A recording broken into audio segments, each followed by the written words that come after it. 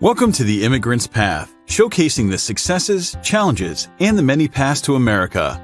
Brought to you by Sarraf Gentile LLP, a New York-based law firm representing individuals nationwide on immigration and other complex litigation matters.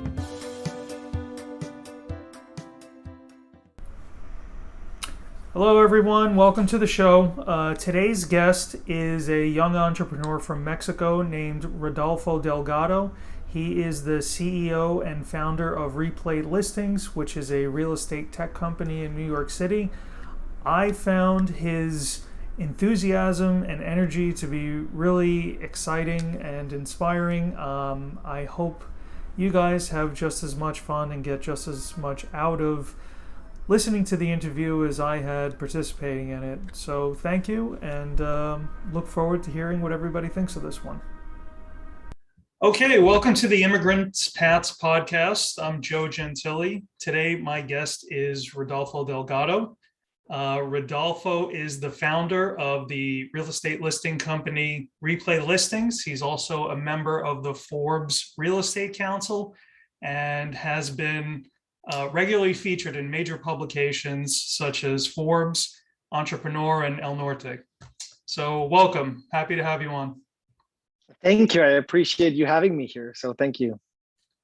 All right. So I tried to do some homework ahead of this. So, some of the questions I'm going to ask, I hope reflect that. So I see that you've mentioned in previous discussions that you grew up in Monterrey, Mexico, and you come from a real estate family. Is that right? That is correct. I mean, I wouldn't call it just a real estate family. I feel like that sounds a little bit more glorified than it really is. My father started kind of like as a broker in Monterrey, Mexico, when he was relatively young, and he was able to, progress his career into the point in which he opened up his own real estate company around the time that I was born. But by the time that I was 16, I distinctly remember going to his office when I was a kid and watching like football games with him at the office. I was very young. So I kind of grew up in a small real estate company, surrounded by kind of like a family owned business.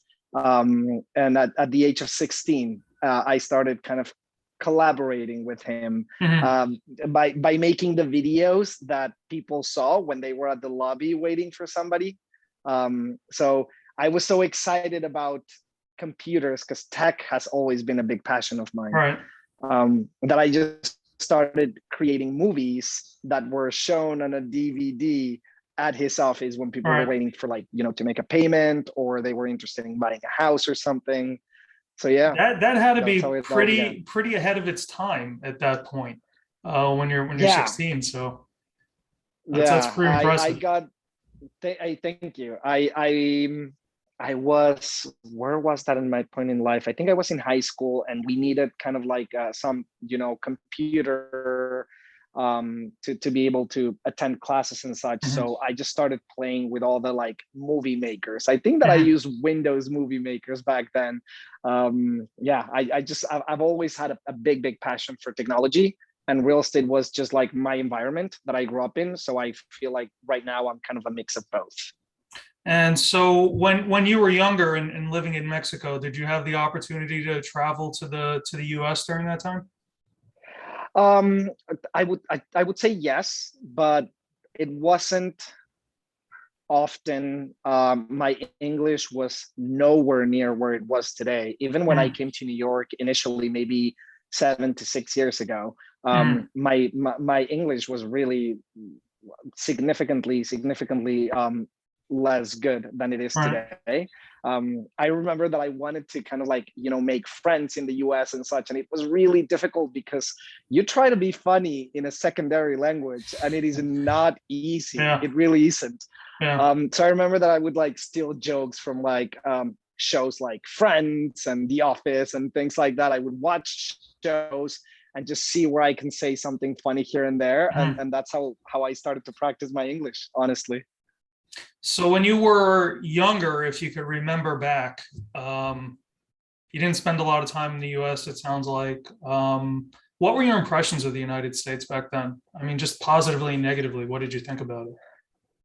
Always positively. Always positive. I do remember that, like for me, traveling to the US was mostly, we did it maybe once or twice a year or something. And I have three sisters and my mom and dad. And so naturally they love shopping. So it was like, we're going to go to, McAllen or Houston or wherever it's like kind of like near Monterey. And we would drive there and we would kind of like do our practically yearly shopping. Like you would go to the stores that you like and the brands that you like, and like buy the pair of jeans that you need for the year almost or more. Yeah, so that my experience of the US was practically that, honestly. So it's the land of plenty coupled with good prices. Yes, and with quality as well. Yeah. I feel like we could find and I'm not sure if this was like trends or something, when you're like 13 and such, you're just trying to step on the train that every one of your friends is in as well. Right. So maybe the brands that we liked or such like that. Yeah, so that was the US. I always knew deep down that I wanted to live in the US, even if it's for a small period of time. The way that it resonated in my mind, the US equals access to everything. Like, it's how cool it is that you can order something online and get it on your doorstep in like a couple of days. We didn't have that in Mexico. Well, or if we did, I just didn't know about it or didn't know the venues. And I feel like in the US, most companies kind of make it so easy. With a click of a button, I would have, whatever I wanted, be that as it may, like Chinese food at 3 a.m. or the shirt that you've always wanted. It's just easy. It's accessible in every way. So I wanted to explore that and to feel that, what it is like to be able to just consume easily. Yeah, I mean, along those lines, I know you came here initially for graduate school, right? To NYU. So can you walk us through your decision process on that, deciding like kind of what were the options that were kicking around in your head at that point, and why did you ultimately decide to come to New York and come to NYU? Yeah, definitely. So it was a very big process for me. It started in 2012, 2013, when my mind opened a lot to the possibility that you don't have to live on the same city for your whole life. And I know that this sounds a bit ridiculous right now, but when I was in high school, even while I was studying architecture, I never even considered living abroad because nobody ever gave me that option. I never saw it easily accessible. Most of my friends were there. We always had that one or two exceptions of people that that were living abroad, but I never made a lot out of it, especially since I'm not an American citizen. Around 2012, I started opening my mind to the possibility that you can actually develop a life someplace else, right? And I started looking to different opportunities, and I quickly came to the realization that to apply for a good US university, I very likely was going to need either the GMAT or the GRE.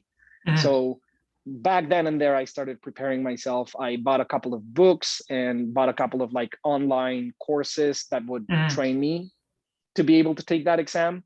I had a couple of very, very, very bad experiences while preparing for those tests. One that literally brought me to tears once, because I had prepared for like 8 months, took the test. The results weren't what I was expecting or what I needed to get into a good university. So then I retook the test and took it a third time, I think.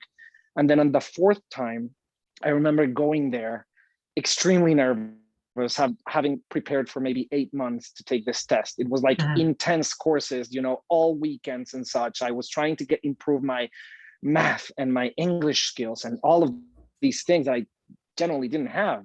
And I got to the testing site And I remember that they made you put your phone on a locker along with like M&Ms or something that you want for like a small period of time that they gave you, like a 5-minute break. During the 5-minute break, I went to my locker to grab my M&Ms because I needed a little bit more of energy. And they were below my phone somewhere. And because of the fact that I touched my phone, somebody came to me and said, your test has been invalidated. Wow. We deem this as cheating because you touched your Wow. phone. And I was like, wait, That's the phone is harsh. off. I was like, the phone is, yeah, it was horrible. Yeah. And I think that was the specific person that was there that day. You know, maybe they were hungover, maybe they were in a bad mood or whatever. I don't know what it is that it prompted them to be that mean to me, but my phone was off. So there was absolutely no way that I could have been cheating or anything like that, but they invalidated my test after 8 months of being, you know, in constant trying for preparation. It completely broke me to tears. I was like frustrated because it was years of work to get to where I wanted, you know, killed in a minute. It was very frustrating at first, extremely frustrating. You know, that just brings up something, you know, just there's this point of commonality I see between entrepreneurs that are successful, immigrant or otherwise. It almost, there's no such thing as an overnight success, and the amount of persistence that goes into getting the level where they're, you know, an overnight success is just, it's incredible how much it takes. And it rarely happens on the first try too. So even outside of the entrepreneurial context, just the immigration process, people have to go through a few attempts a lot of times to get where they want to go. So that I see in common. Yeah, it was, no. The other thing, it was extremely hard for me at that moment. And so, just sorry that I'm interrupting. I just wanted to add that I feel like by the time that people see that I'm living in right now in New York and have my own business, they kind of assume that I already had a lot of the foundations that got me here. Because it's easy, it's an easy thing to do, you know, you just assume. And the reality is that we're almost in 2022. I started my process of trying to get here around 2012, which means that it's really a 10-year-long process that I've had, you know, to trying to come to the US and experience that life and the quality of life that I thought, or that I was under the impression that the US kind of offers. And they do offer a lot of opportunities, I will say that. But I feel like if anybody's listening to this in somewhere other than in the US and they want to come to the US, it is an advice that I would give to them is to see this process as a staircase kind of thing. And there are multiple steps, like more than 100 steps that you need to take. And the first one is realizing what you want to do, where you want to go, like design a path for what you would like your future to look like. And then start taking tiny steps, you know, preparing for the exam, taking the exam, applying for the university, etc. Yeah. And there's real sacrifices. I mean, you know, one thing you'd alluded to that just kind of reminded me of my own background is, you know, I grew up in an Italian family, and I think one point in commonality that Italians and Mexicans have is kind of the centrality of the family in life. So to move to a place that's 1,000 miles away, or even another city, that's a really big deal, and that's a big decision. And there's a lot of cultural inertia to kind of keep you close to the family. So, and when you go through that process, depending on where you're from in particular, you got to be prepared to make some real sacrifices to try to make your dream happen here. Absolutely. I to that point, one of the disadvantages that the type of visa that I have, which is an E2 visa, an investor's visa, comes with, is the fact that, or at least from Mexico, because it may depend from country to country, right? And the kind of ally aspect of things that the US has with each, but they give you the visa for a couple of years, and they say, in my case at least, they say for the first year, you're going to be able to travel wherever you want in the world. And then for the consecutive years that we give you the visa, you can't travel. You have to stay within the US, right? And that has been an extremely difficult process for me because, again, I have three sisters, and coincidentally, well, not coincidentally, I've been here for 6-7 years. They've been having like babies, right? And I haven't been able to hug my nieces and nephews from the moment of, from the moment they were born, and now they're like 2 and 3 years old, and I've never actually physically hug them, which is incredibly difficult because my family and I are very close, and it really blows that I can't do that. Yeah. All right, so you had your impressions of the United States before you came here.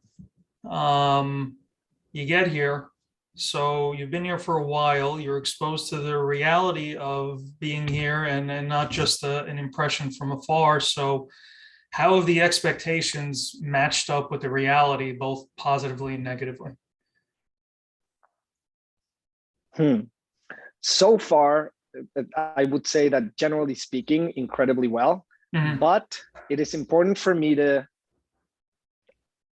not disclose, but like highlight the fact that because I'm living in New York, in all honesty, within the US, New York, it's like its own country. It operates very differently from the majority of US cities. That's a reality. So my experience of living in the US has kind of been limited to that, which is why I'm able to say, in New York, I truly have experienced, the definition of like the land of opportunities, because as I've grown my career and as I'm progressing, I've been able to truly rub shoulders with so many industry leaders. And by industry leaders, I mean like big, like people who move the world, like the really key decision makers in terms of real estate, and in terms of technology, and in terms of everything, really, entrepreneurship.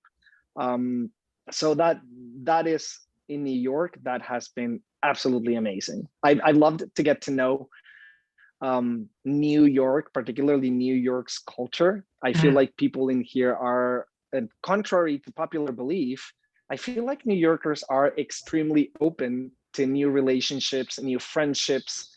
I don't see New Yorker. I don't know why I sometime might have heard that New Yorkers are very cold or very mean. That's and my stereotype. experience could not be further away from that. I feel like New Yorkers, when you're on the street, if you legit ask them a question like, where is this or where is that? People, if they can help, they will. It's, if you understand the difference between being polite and being nice, like really being nice, you kind of understand what New York is culturally. People are very nice, but not always polite. Whereas there's other parts of the country where maybe they're more polite, but not as nice. So I absolutely agree with that. And I get that a lot on social media. Like in New York, if you want to ask me a question, you shouldn't approach me and say, hey, can I ask you a question? Because guess what? You just did. So if you're going to ask a question, you have to, I feel like New Yorkers are very just direct. Just tell me what you want. If your question is which way to X store, just ask me, hey, do you know which way to this or there? See what I'm saying? I get a lot of that on social media. People asking me, hey, would you mind me asking you a question? I'm like, what is it? Two of the things I really love about New York City, and I grew up here, so some of this I took for granted for quite a long amount of time. You have the ability here to bump into people. If you're out trying to meet people, you will bump into people that can change your life in a really positive way.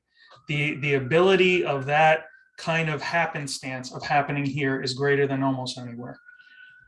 So that is something that's just phenomenal here that you're not going to get remotely if you're someplace else.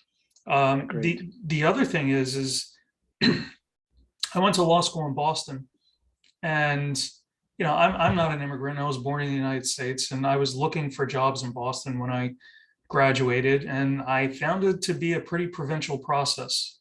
Just a lot of questions about my connections to the city, and where am I from, and things like that. And it just kind of occurred to me that I assumed that every place was like New York, where that is just, nobody really cares about that all that much.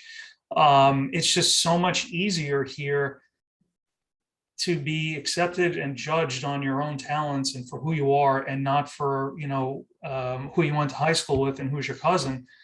Um, so that's a great thing about here. And I could see, while again, I'm not an immigrant, I could see how that could really be a very favorable attribute if you are an immigrant and you're looking for a city in the US to put down roots in. Absolutely agree. Absolutely agree. To just to bounce off of that, I come from a city in Mexico that I absolutely love, and it's great for job opportunities. But I will say that in a socio-political aspect of things, everybody knows who you are, kind of thing, Yeah. and who your family is, and like there's so much. I don't want to say judgment, because maybe judgment is not the right word, but it is the social aspect of things plays a big part on the equation of how you will end up doing, kind of thing.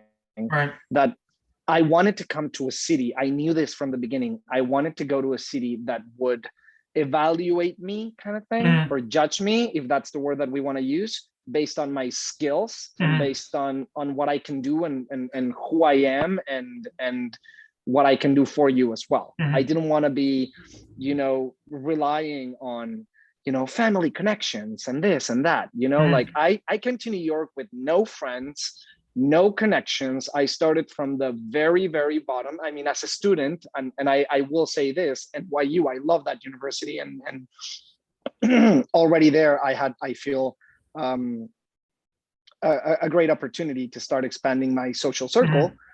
But I started as a student with no connections and no friends, and I had to really create my own path. Right. When I wanted to start working in the US, which I feel like it's a good segue, from where we started, which is me coming to New York as a student. How did we make that jump into then jumping into like the workforce, kind of thing? That was a very big challenge. I remember my very first semester at the university, you can already start to smell everyone's energy in terms of, 80% of the university, or a big percentage, I don't know which exactly, but a big percentage is immigrants. Right. And they all are ambitious, and they all want to stay here or build their own business here or such, right? So you're kind of looking, I don't want to say at your competition, but at your competition. Everybody wants a job and such. I remember that I started immediately almost applying for jobs on LinkedIn. And I remember applying to a good, probably over 100 jobs. And nobody ever returned the call, because I believe, of course, this is, I don't have evidence for this, but I do remember that every single time that you apply for a job, they ask you, first of all, are you legally able to work in the US right now? Yes or no? And then even if you answer yes to that, they will say, will you right now or at any moment in time require a visa sponsorship? Yes or no? And if you answer yes to that, I feel your likelihood of being recruited by anyone significantly decreases. Yeah, I think that's accurate. Yeah, and on top of that, I have a very Mexican name, so I already had like a couple of things working against me. So even if I applied for a job to which I was perfectly qualified, maybe even a little bit over, I would still not get past the second or third interview. And I genuinely believe that had a big role in that. Right. Yeah. Well, you get past that hurdle, right? And I've seen in previous articles you describe it a bit in immigration terms that you came here on a F1 student visa that had OPT, or the ability to do OPT, and credit to you, you were aware of OPT and what that can do for you when you were looking to apply for schools. So the part of the leap that I think a lot of people struggle with is you made that leap then from OPT to starting your own company. So what was the immigration steps that you took to put yourself in a position where you could go from OPT to starting your own company? Oof, that's a great question. And before I answer that, just let me give you the kudos and thank you for really doing your due diligence before this interview. I feel like you already know a lot, and I appreciate that. Um, yeah, I knew that my journey in the US was not over after 1 year of having working here with the OPT visa. I knew that I wanted to continue. I knew that I knew that there was a lot more for me to experience, right?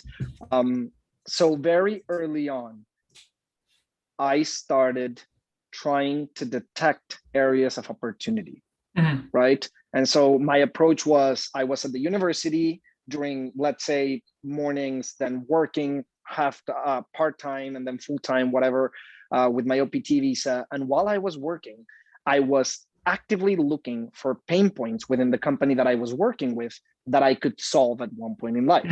So from the very, like, I feel like one of the secrets, if you're somebody listening to these and you're like in Latin America or something and you want to come to the US, one big secret that allowed me to succeed was always trying to be one step ahead.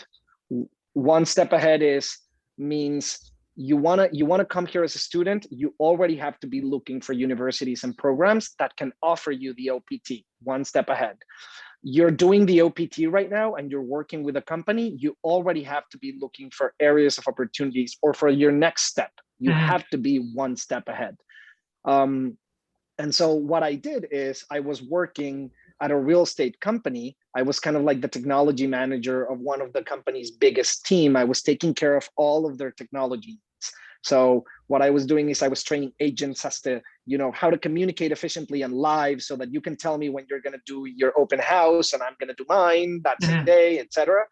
So I was training that team, and then we would be receiving clients as well, who were looking for an apartment for rent, right? Because this team, I was really fortunate that my mentor was the team that was producing the most amount of deals in terms of rentals of the whole company at that time. Wow. So they were a successful team.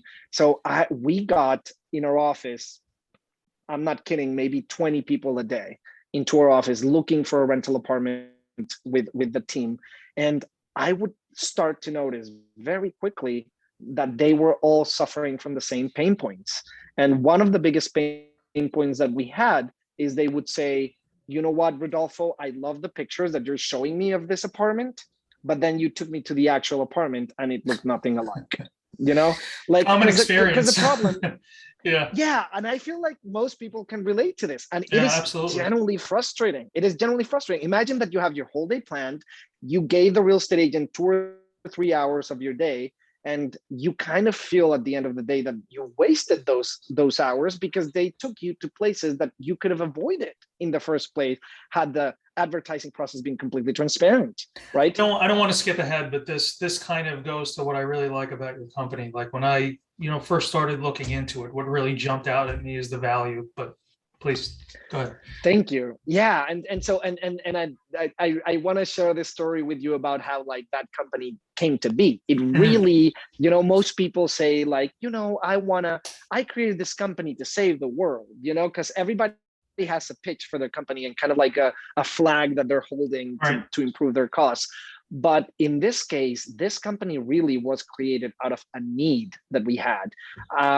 Right after that, I was starting to notice as FaceTime started becoming more and more popular around the world, that clients would say, you know what, go to the apartment, FaceTime with me, because I've seen already 5 agents and I'm tired of this. So just FaceTime with me. And if I want, then we'll proceed, And so that's where my brain kind of said, boom, there's an area of opportunity here. If everybody is asking me to FaceTime, then what I should do is be able to kind of save those FaceTime videos kind of thing so that I can then use them for future clients as well. Because I don't want to be having to go to the same property 7 times a day, So I said, I went to a friend of mine who was in my same team. And I'm like, there's a real area of opportunity here. Like people are requesting unedited videos because they're tired of the BS that a lot of real estate comes with. And I don't blame the agents. I want to disclose this. I don't blame the agents because the technology was not there. And in New York, properties move so quickly, and I'm not kidding. Like in a high season, a property can last in the market for as least as like an hour. An hour of after you advertise it, the property can go, and then they can last as long as maybe good properties, maybe 3 or 4 days in high season. So if you think about it, why would you as an agent want to go to that property, take beautiful pictures or take pictures, go back to your office, download the pictures, manipulate them a little, because I conducted a survey back in 2017, and over 90% of brokers said that they have at one point in their life manipulated a picture. So it's an issue. It's known, right? Everybody at least brightens the picture. So think about this. If you have to go to the properties, take pictures, download them, create a description, upload them to the listing site, wait for it to refresh, by the time that you do all of this, the property's already gone. So agents said, like, you know what? I'm just going to use last year's pictures. You know, it's just like it's what works. Honestly, it was bait and switch, and now, as the world and the technology have progressed, naturally, every industry walks more into seeking more transparency and cutting out middlemen and stuff like that. So I feel like real estate right now is at a point in which renters are demanding more honesty and more transparency. And so this is the idea that gives birth to replay listings. So you have this idea, you're on your OPT. Now you're, again, thinking one step ahead. So as part of that thinking one step ahead, you got your visa, you got an E2. So in finding out about that and successfully getting that, did you come about that working with an immigration lawyer, or did you come about that on your own, or some combination? I definitely needed an immigration lawyer. I will say, being abroad, especially in the US, because let's just admit it, being in the US as an immigrant is more difficult than in most other countries. Yeah, absolutely. Having the right guidance and the right support in terms of, you know, legal immigration and such is essential. Essential. I found a great lawyer that has been by my side for more than 5 years, continuously working with me. We have calls to catch up, you know, every couple of months or every few months. So yes, definitely everybody needs guidance, and you don't need to spend a fortune on immigration lawyers either. You know, sometimes visas like E2 are relatively protocolic and simple enough that you don't need to spend $30,000 on this kind of stuff. You know, it's not as it shouldn't be as expensive. So yes, I definitely needed the lawyers. If, by the way, if you sound very happy with the lawyer, if you'd like to give him a plug, please feel free to. I mean, yeah, if anybody is interested in me making a referral, maybe just contact me and I'll make the introduction. Okay, but there's not only one good lawyer. I feel like there's a lot of good options, and I feel like the most important thing for people to break out of their shells is to get comfortable with doing your due diligence. You know, if you want to be in a city like New York, you need to be able to prove your worth yourself. And I'm not saying this from a financial standpoint. Absolutely not. It's from your skill standpoint and from your willingness standpoint. You want to be in New York, you have to do your due diligence to see what path works best for you. Yep, I agree. Yeah, please finish. One more thing is I feel like very early on, while I was still in my OPT, I remember that the university offered a class. It was called the Lean Launchpad, and it's a class all about launching a potential business, right? And I used that class as an opportunity to kind of market test what I wanted to create. I love the Lean methodology. I'm a big fan of that. Makes all the sense in the world to me. Absolutely. I read that book, by the way. If you're listening to this and you want to read a great book about how to start a new company in the US, The Lean Startup, that's the name of the book. It's by Eric. I don't want to misspell the name, so I'm just gonna say Eric something. Look Reese? it up. Is it Reese? I think so. Yeah, Yeah, I think it's Reese or I have Race it in or my something living like room. that. Yeah, Yeah. yeah. It's a great book, and so the Eric's mentor was my professor Wow. at that class, and I'm very proud to say that there were multiple groups in that class, and ours got a probably the biggest kind of round of applause at the end of the presentation, which was for me huge validation as well All in right. terms of what, we've got something here. There's an area of opportunity. Yeah. And so yeah, testing your idea is definitely a great idea. And to test your idea, you don't need to spend a lot of money. If you're spending more than $10,000 on an MVP, then you might be doing something wrong. You need to be able to create something quick just to verify that there's a good market fit for the product or service that you're offering. So you've gone through that process, the lean process. So how would you describe replay listings today? What is replay listings today? Yeah, so replay listings is a platform in which people can buy, rent, sell, or list potential available properties in New York, right? So to put it through unedited videos, very important, through unedited videos. So if you're looking to rent in New York, because we specialize in renting, if you're looking to rent an apartment in New York, the way that it would go is you would either visit replaylistings.com or even preferably download the mobile app because it has a lot more functionalities. And you would just search through the app. It's very similar to using a social media platform. So you can scroll down kind of like Instagram or TikTok, and you see only unedited videos of available rental apartments in New York. And you can, filter and sort and share and favorite. Who's your target customer base? People looking to move to New York. We work a lot.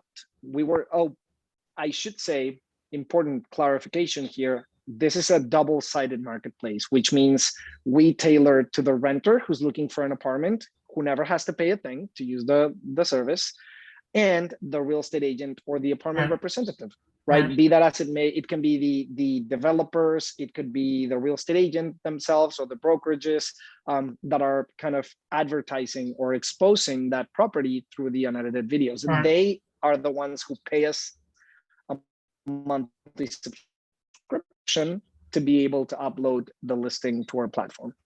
And so if we look out into the future, when replay listings is a company at full maturity, what do you envision replay listings is going to be at that time?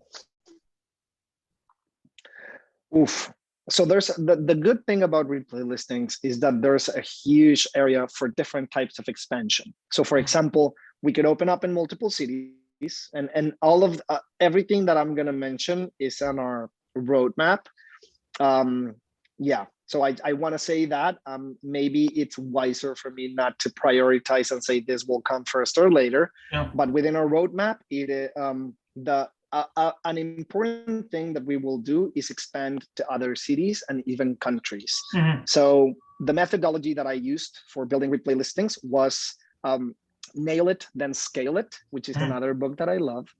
But nail it, then scale it means open up your product or service in one city, polish it to make sure that the users over there are liking it, and then open it up in other cities or countries that have similar characteristics. It's got a very similar. So that's going to be one area of expansion. I was going to say that book you're describing, I haven't read that, but it sounds very similar to the E-Myth. I don't know if you're familiar with the E-Myth, but it's got that. Yeah, it's got that same kind of idea of making a business model that's not necessarily going to be a franchise, but franchisable in the sense that you could you test it out and create it in one place, and so you could basically run it out in other places as it's already tested and ready to go. Correct, and it doesn't have, yeah. Absolutely, and just to clarify, it doesn't have to be a franchise. You can just scale it up, and it doesn't necessarily have to become a franchise. Yeah.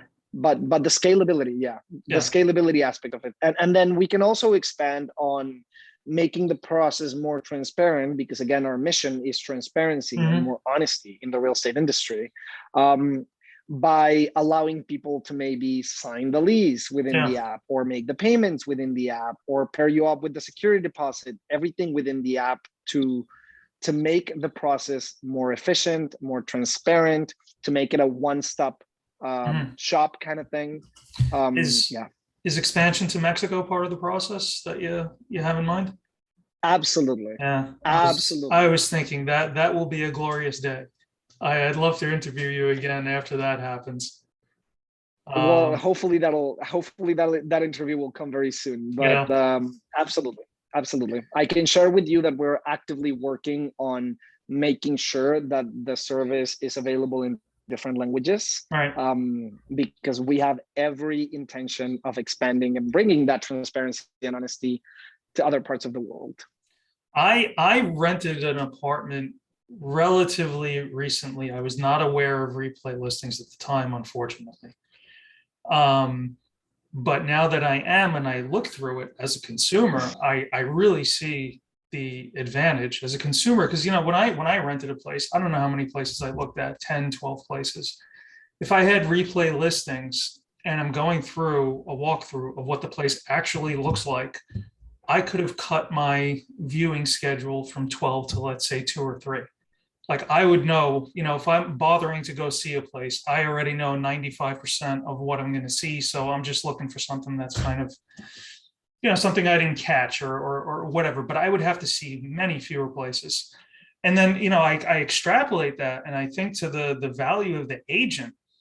If I get somebody that calls me to see a listing and they call me through replay listings, that is about as qualified a lead as I could possibly imagine, right? They've already seen the warts. And if they still want to see it, then they're probably really they're really interested. Versus if I get somebody off of another platform and they're seeing the nonsense pictures with the CGI couches and the beautiful furniture and all that other stuff that they do, what are the odds that person walk-in is going to want the place? So, I mean, my time as a salesperson becomes so much more efficient if I get somebody through replay. I mean, that's how I view it. Absolutely. I mean, I assume that's kind of part of the value proposition that you guys see it as well, right? And that must be part of the feedback. That must be part of the feedback you're getting from the agent world as well. Absolutely, yes, and agents continuously tell us that the leads that come from replay listings have a way higher closing ratio, because the person has already experienced it. It's like you said, it's not an illusion. Right. It's not smoke. Tagline has been, what you see is what you get. Right. It's that simple. Right. And a lot of people have been leveraging it, especially if you're coming from abroad and you're not able to actually visit the property. So if you want to take it sight unseen, it is an extremely valuable tool. A lot of agents tell us that they very often rent properties to people in Milan or in, even Mexico or something, that, you want to come here and already have everything almost set up for you. You go to replay listings because you can trust the content. Yeah, I've already made up my mind when I move again. I'm definitely using replay because it's going to save me a ton of time. So absolutely. And you know what? I would say get in touch with me and I'll even help you further. But in all honesty, the tools that we've built, I don't see that I could be even of bigger value, which is a great thing.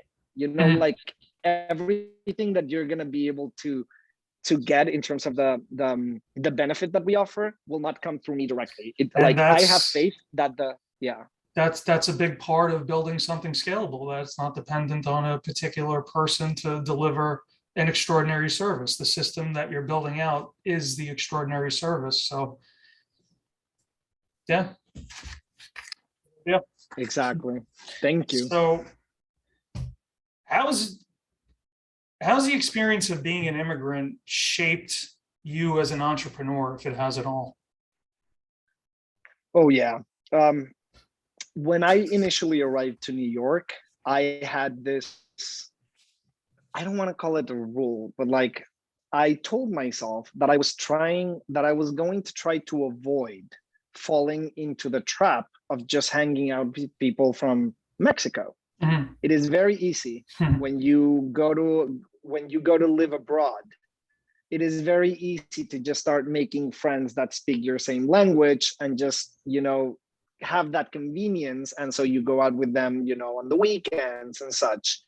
And I didn't want to be that person because I purposely wanted to push myself to make a lot of American friends so that I Mhm. can improve my English and that I can understand the American culture, and that desire that I had to experience, what living in America is.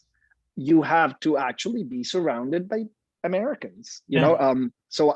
so I made sure I did that. And 6 7 years into my experience of living in the US, I can tell you that I feel that the one of the things that I was longing the most, or like I really wanted, was diversity. I Mhm. feel like where I come from, it wasn't the case that the city in which I grew up had as much diversity as I would have wanted. I feel Mhm. like if you see a picture of me and my friends back in Mexico when we were 16, it's a clone. It's like we're all wearing the same clothes, we're all coming from the same schools, we all look Mhm. alike. It's like a clone.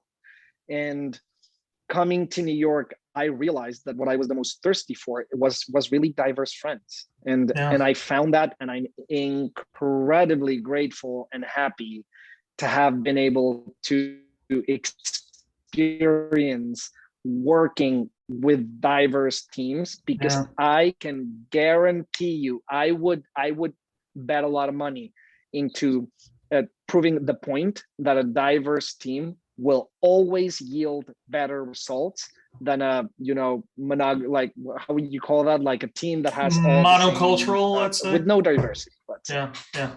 Yeah, Oh, it's absolutely. 100%. That is, that's another thing I just took for granted growing up in New York City.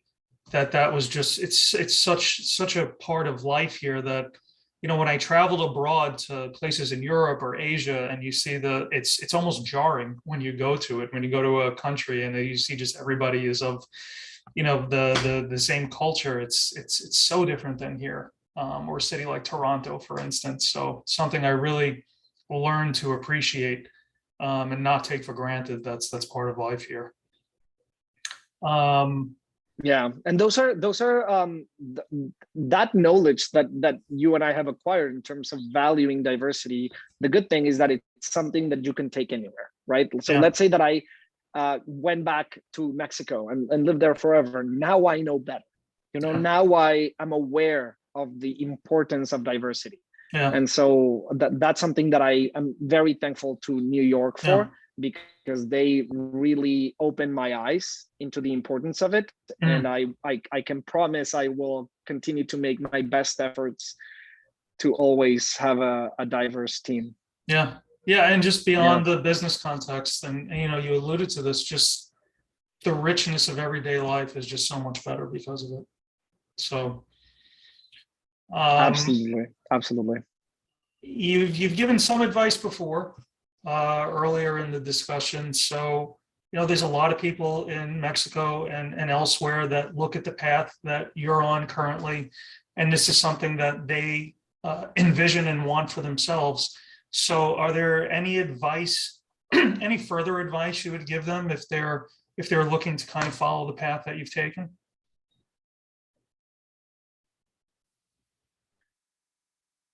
Absolutely.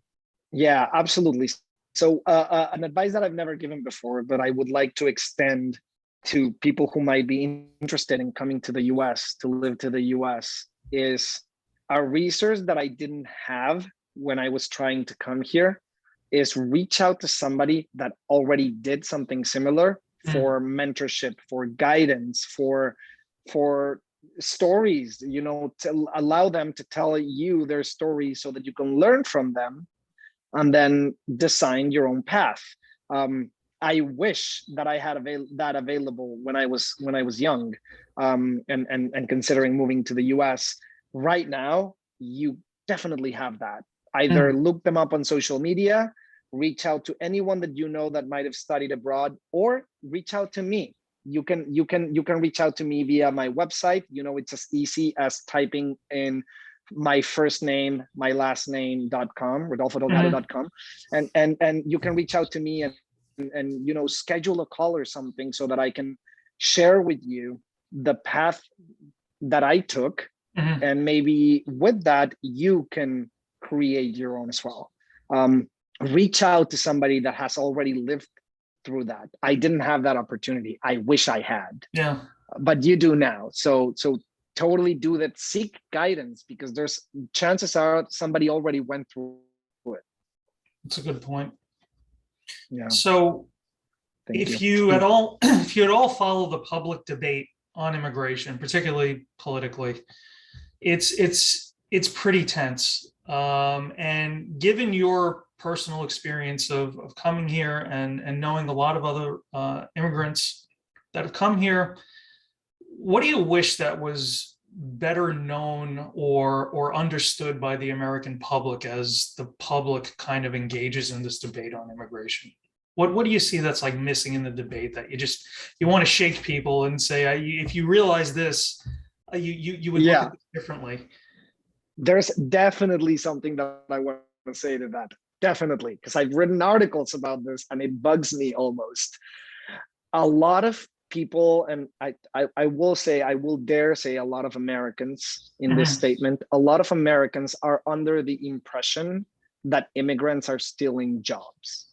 In my experience, that couldn't be further away from the truth.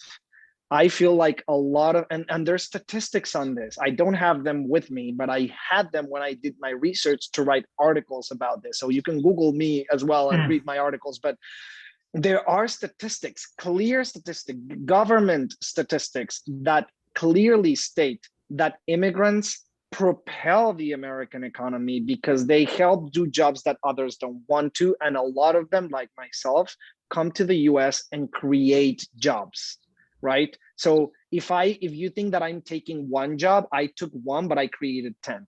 Yep.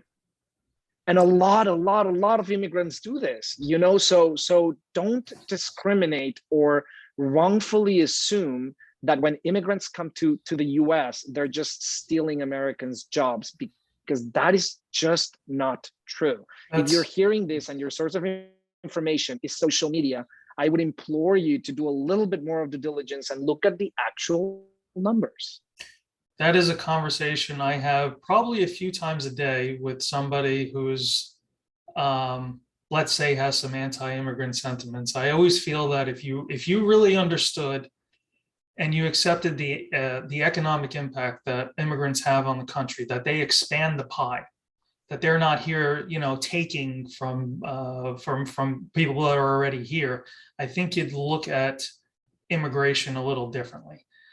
I think you'd look at, when you talk about American exceptionalism and what makes America exceptional, to the extent America is exceptional, one of the things that's really exceptional about it is its ability to attract immigrants and to have those immigrants contribute in so many different ways in American society. And if you give that up, if you give up that ability to attract and welcome immigrants, what is the difference between us and, countries in Europe or Asia, for instance? I mean, this to me, this is our special sauce that we're able to bring. Absolutely. Yeah, we're able to take talent from all different corners of the world, however you want to describe it, skilled talent, or just those people that, let's say that even if they're unskilled, they are brave enough to go travel to a different country, to set up roots. They don't speak the language and they're willing to work their asses off try to get a toehold here. Why would you not want those people on your side? It's just, I don't get that. So, but anyway, that's true. And to add to that, I just want to say, I genuinely believe that if every American person had one immigrant friend, just one, I'm not asking you to be surrounded by immigrants, but if you have one immigrant friend, you will realize the importance of being kind to immigrants as well. Yeah. Because I feel like in other states that are not New York, where diversity might be lacking a little bit more, it is very easy to assume those things like immigrants are bad or immigrants steal jobs because you're in your bubble. So the only advice that I can give or implore to Americans that are listening to this is just make sure that within your first sphere of influence, be that as it may, like the friends that you see on weekends, have one of them be an immigrant. Make one immigrant friend, and I can guarantee you that they will expand your mind. I think that's right. I think people are more persuaded by individual human interactions than they are by statistics. So I think that's very, very true. I have one more question. So the last question I have is that how many years have you been here now? 6 going to 7. Okay, so you've been here 6 going on to 7 years. You know what you know now that you didn't know before. You've accomplished a lot here in 6 or 7 years, really an incredible amount. And, you've also had some, let's say, life events that you missed because of those accomplishments. So when you weigh all of it together and you look forward to the future that you're creating, the decision to come here and stay here for as long as you have, was it worth it? Absolutely. I think that whatever events I have been missing, which are of incredible importance, people who love you will understand that as a human being, we have the need to improve ourselves and to continue building our lives, and don't kind of tether yourself to the idea that you have to live on that same city or tree. I once read a quote about there were 2 guys looking at birds on a tree, and one says to the other, "Isn't it stupid that this bird has wings? Like, he can live and go wherever he wanted to, and the bird is born and dies on that same tree." Right. And the guy the friend looks at the other and says, "Well, isn't that the same thing about, like, doesn't that apply to us as well?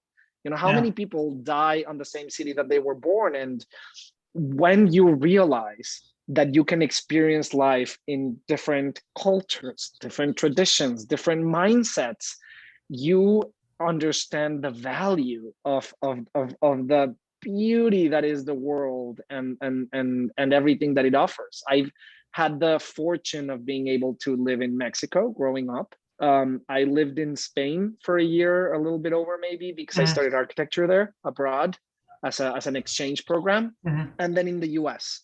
And so I've been able to interact and learn from very different cultures in different cities, countries, and continents. And I would absolutely encourage you to do the same. It's the world is way much bigger and diverse than you think, and tasting that different sides of the world is what life is about. Yeah, and ultimately, who doesn't want to see their loved ones be able to fully express themselves and to fully live out their potential? So that's a beautiful thing to watch when it's happening. So I could see that point of view. And I'm very close with my family, and technology today allows us to continue having that communication. My nieces and nephews, whom I've never hugged before, my nieces and nephews still call me on FaceTime sometimes at like 7 a.m. or something, because my sisters have imparted the relationship. They see that their mothers are calling me every day, and we have chats and here and there. So now they call me and I play with them, even via FaceTime. But how amazing it is that I have been able to build relationship with my 2 and 3-year-old nephews and nieces via video calls. And they see me happy here. So I feel like the people who love you and care about you will support you in growing and maturing personally and financially or whatever. Yeah. I want to give you the last word. So is there anything that I didn't ask or anything you didn't get to express that you want to express before we go? I mean, only that I'm very grateful for you making time for this call and inviting me here. I'm generally very grateful for any opportunity that I have to send that message to people. And if one person sees or listens to this and takes action, that'll be enough. You know, Yeah. we've positively impacted a life, and I feel like Yeah. that's what it should be all about. So thank you, really. Oh, thank you Genuinely, thank you. thank you for being on. I mean, I'm very grateful and I'm very happy if I could play some small role in helping you get your story out to more people and inspire them to Thank you. pursue what they want out of their life the way you have. It's a great thing. So Thank you very, well, very thank you. much.